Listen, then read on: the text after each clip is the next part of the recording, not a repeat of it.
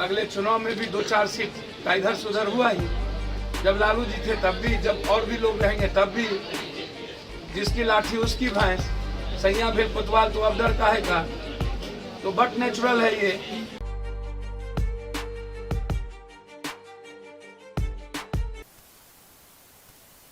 पिछले दिनों से बिहार के भीतर, बिहार की सियासत के भीतर जिस बात की चर्चा चल रही थी, आखिर वो अब चर्चा खत्म हो जाएगी रिजल्ट आने के साथ ही। जी हाँ, सही सुन रहे हैं आप, उपचुनाव की चर्चा की बात हम कर रहे हैं।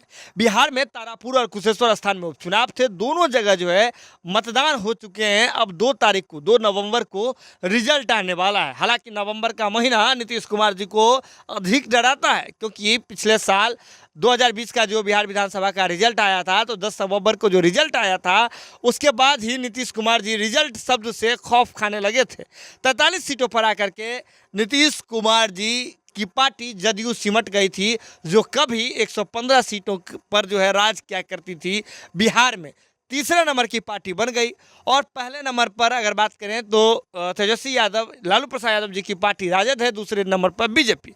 ये बात भी अब कहने की ज़रूरत नहीं है। लेकिन उपचुनाव को लेकर के अब जो रिजल्ट आना है, इसको लेकर के सभी दल जो है, जिसने अपने प्रत्याशी को उतारा था, इस बार जीत का दावा कर रहे हैं और कह रहे हैं जीतेंगे तो भैया हम ही।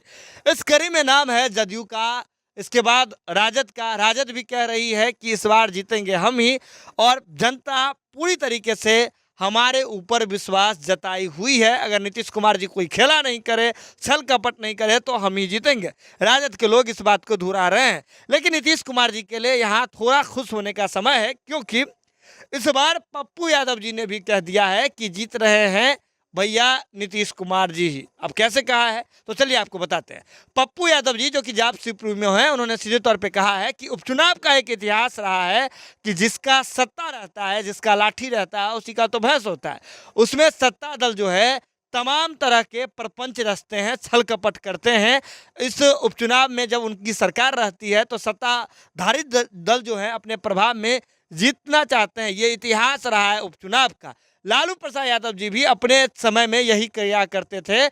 लेकिन इस बार कांग्रेस जो है मजबूती से लड़ी है, और हमें इस बात की खुशी है। ये बात पप्पू यादव जी ने कहा है। पप्पू यादव जी क्या क्या कहे हैं, तो आइए देख लेते हैं उनका ये वीडियो देखने के साथ ही सब कुछ स्पष्ट हो जाएगा। तो दूसरी बात, सत्ता पक्ष जिसकी भी रहती है, बाय इलेक्शन में साम दाम दंड भेद सब कुकर्म तो करता ही है। अगले चुनाव में भी 2-4 सीट का इधर से उधर हुआ ही। जब लालू जी थे तब भी, जब और भी लोग रहेंगे तब भी। जिसकी लाठी उसकी भैंस, सैया भेल कोतवाल तो अब डर काहे का। तो बट नेचुरल है ये। बहुत कम ही जगह ऐसे होते हैं जहां बाय इलेक्शन में हम जीत पाते हैं। और तब जब माँ बाप भी मर जाए और मरने उपरांत कोई चुनाव होता हो। बिहार यूपी के तो लोग वैसे ही सेंटिमेंट पर, उनको कोई कॉज तो है नहीं, ना रूट कॉज है, ना वो जीना जानता है, ना उसको इकोनॉमी चाहिए, ना रोजगार चाहिए, ना हेल्थ चाहिए, ना एजुकेशन चाहिए। बस हिंदू मियाँ, बैकवर्ड फॉरवर्ड, जाति का सीक्वेंस, जाति का। मैं इतना जानता हूँ कि बिहार के 12 करोड़ लोगों के लिए जीने की आवश्यकता है। कांग्रेस ने एक बेहतर प्रयास की है। मैं उम्मीद करता हूँ इस प्रयास को कांग्रेस जिंदा रखे, ताकि 40 सालों में बिहार दुनिया के सबसे शून्य पे है।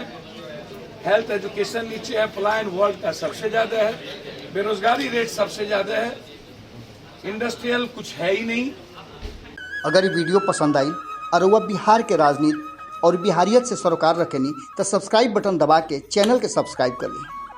ओजे एगो घंटी बा, ओकरा बटन दबा देला से कुल सटीक और मारक खबर रुआ मुफ्त में मिल जाई। अगर रुआ पत्रकारिता के हमनी के नया प्रयोग में सहयोग कर चाहतानी, तो ज्वाइन बटन दबा दी। पेटीएम नंबर नोट कर ली 9386816700। धन्यवाद।